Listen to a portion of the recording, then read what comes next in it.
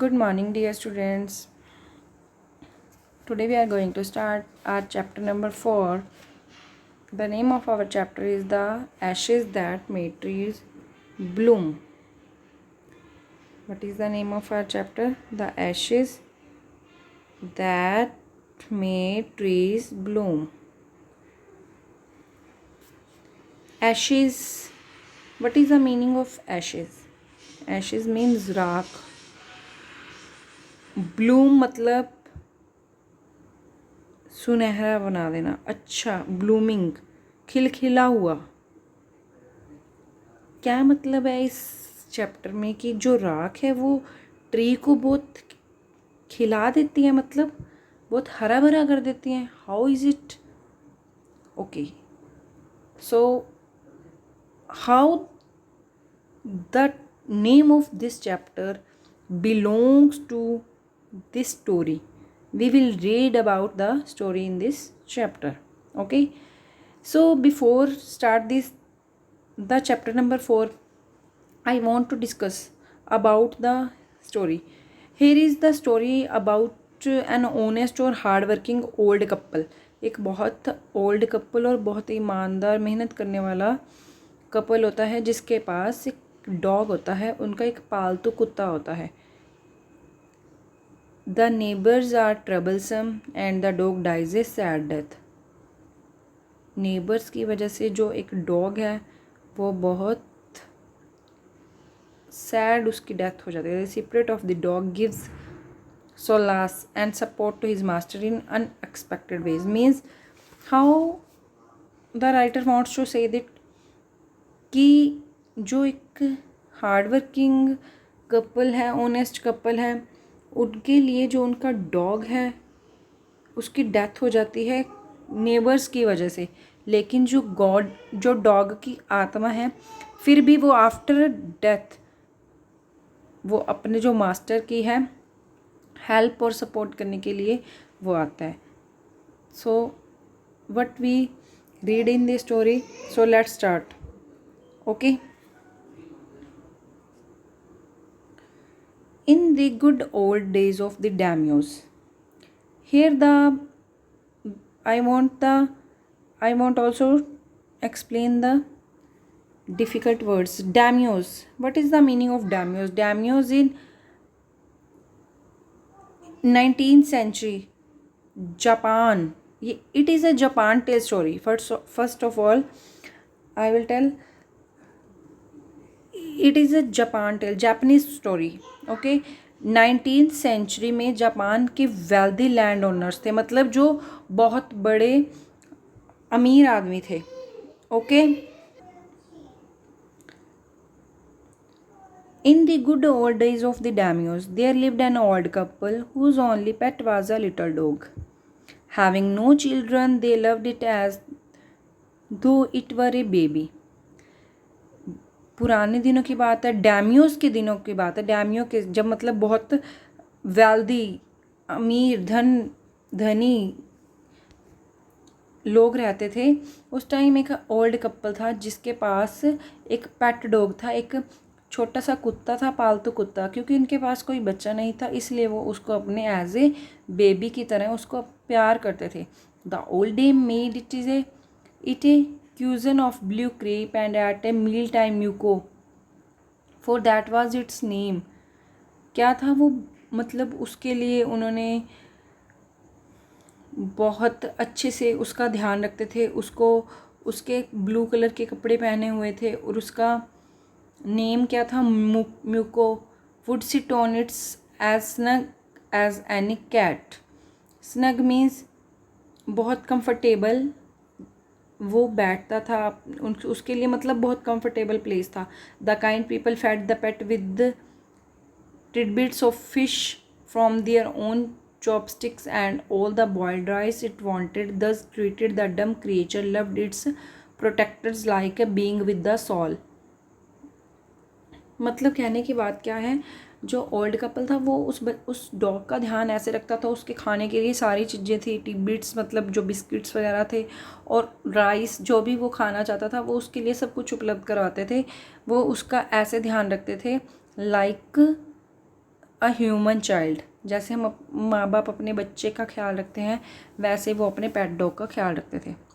The old man being a rice farmer went to Delhi with horse paid into the fields, working hard from morning until Tantosama, as the sun is called, मतलब had gone down behind the hills. Every day the dog followed him to work. क्या बोला जा रहा है कि the old man being, जो old man था वो बहुत गरीब था और वो एक राइस फार्मर था।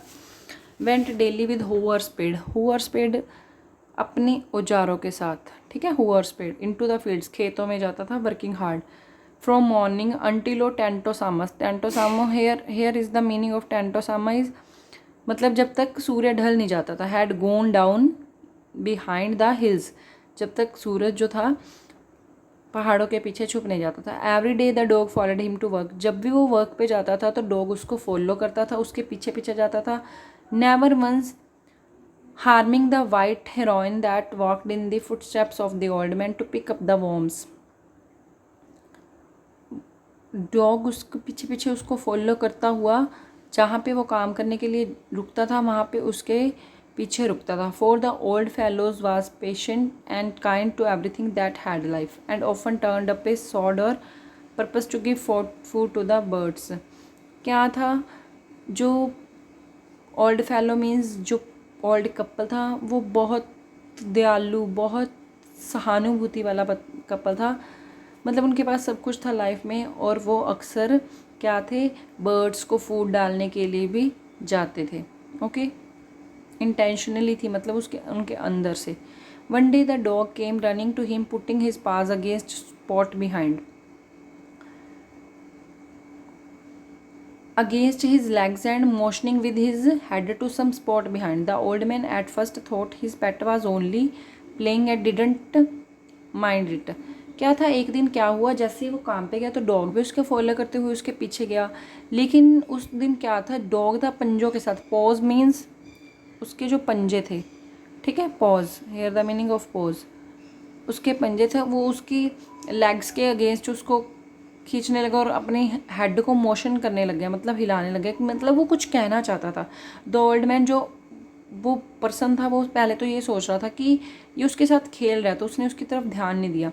But the dog kept on whining and running to and fro for some minutes, लेकिन डॉग आगे पीछे भागता रहा और वीनिंग मतलब सूंघने की, सूं सूं की आवाज़ें निकालने लगा आगे पीछे घूमने से। Then the old man followed the dog a few yards, क्योंकि वो उसको कहीं पे लेके जाना चाहता था, वो उसको खींच रहा था कि वो उसके पीछे पीछे आए। तब उसके बाद, क्योंकि अब एनिमल है तो वो कुछ बोल नहीं सकता, तो वो अपने इशारों से उस ओल्ड मैन को समझाना चाहता था। उसके बाद जब उसको समझ आई ओल्ड मैन को, तो उसको वो डॉग को फॉलो करने लग गया, जहाँ पे डॉग उस प्लेस पे जहाँ पे एनिमल को लेके जाना चाहता था। Where the animal began a lively scratching, thinking it was possibly a buried bone और bit of fish, the old man stuck his hoe in the earth. वो किसी प्लेस पे लेके गया तो वहाँ पे जाकर वो स्क्रैच करने लग गया, अपने पंजों से उस जगह को खोदने लगा। तो ओल्ड मैन ने सोचा कि यहाँ पे कोई ना कोई बोन होगी, बरीड बोन और बिट ऑफ फिश, जो डॉग खाना चाहता है। The old man stuck his hoe in the earth, उसने अपनी कुल्हाड़ी उठाई और उसको खोदने लगा। When lo a pile of gold gleamed before him, जब उसने उस जगह को खोदा तो वहाँ से शाइन करता हुआ गोल्ड निकला। दस in an hour the old couple were made rich, उसको ऐसा सोना मिला कि वो रिच हो गया इतने से एक घंटे में। The good souls bought a piece of land, made a feast for their friends and give plentifully to their poor neighbours.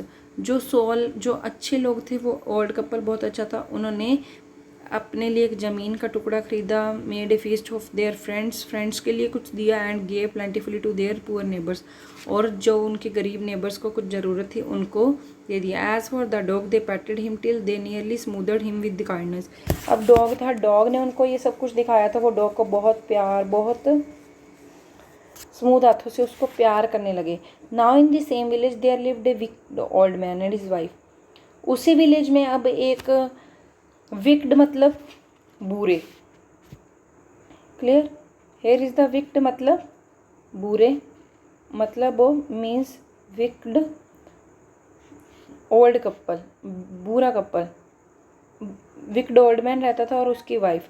Not a bit sensitive and kind, मतलब जो बहुत सेंसिटिव और जिनके अंदर दयालुता नहीं थी। Who had always kicked and scolded all dogs when ever any passed their house, वो हमेशा अपने घर के आसपास जो भी कुत्ते भागते थे उनको किक करते थे, उनको डांटते थे जब भी वो उनके घर के पास से गुजरते थे। Hearing of their neighbors' good luck, they coaxed the dog into their garden and set before him bits of fish and old other dainties, hoping he would find treasure for them. अब जब उन्होंने उस old couple के बारे में सुना कि dog ने उनके लिए ऐसा करिश्मा किया है, क्योंकि उनका डॉग तो पेट डॉग था और वो बहुत प्यार करते थे, लाइक एज अ बेबी, तो उन्होंने भी, वैसे तो वो डॉग्स पसंद नहीं करते थे, लेकिन उस दिन उन्होंने भी डॉग्स को गार्डन में लेकर जाकर उनके लिए टिट बिट्स ऑफ फिश, उनको खाने पीने का सामान दिया, उनको प्यार किया, लेकिन कि क्या पता क्या कोई करिश्मा ये डॉग भी उनके लिए कर दे, क्योंकि उनको होप थी। But the dog being afraid of the cruel pair, लेकिन जो डॉग थे वो उस झगड़ालू गंदे पेयर से दूर भागना चाहते थे, डरते थे। Would neither eat nor move, मतलब वो खाना भी नहीं चाहते थे और उनका दिया हुआ।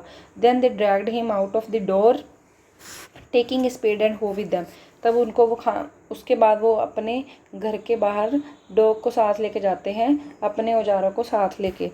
No sooner had the dog got near a pine tree growing in the garden then he began to point scratch the ground as if the mighty treasure lay बिनथ।